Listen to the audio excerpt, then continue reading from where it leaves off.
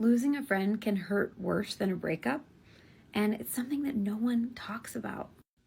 My mom used to say that we have friends for a reason, a season, and a lifetime.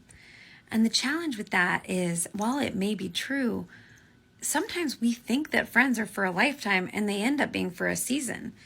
And it hurts. Changes in friendship also stir up old grief from unresolved relationships of our childhood. It could be with our parents or friends, but it often shows us where there's an unhealed part that still needs to be healed. One of the challenges with friendships changing is that there's not a huge protocol around it. It's not like you have the conversation to break up the way we do in romantic relationships, right? If we don't know why it's changed, it can leave us wondering, what's wrong with me? When I was 8 years old, my very best friend decided not to be friends with me. She didn't invite me to her birthday party. It was my first rejection, my first heartbreak.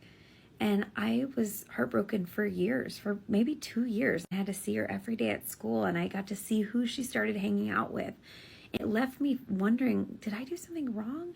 When I'd ask her about it, did I do something wrong? She'd say no. It wasn't until years later, 20 plus years later, she re-entered my space and actually ended up being a client. Before I would take her on as a client, I was like, we have to clear what happened when we were 8 years old. I said, what happened? Why did you stop being friends with me? I loved you so much.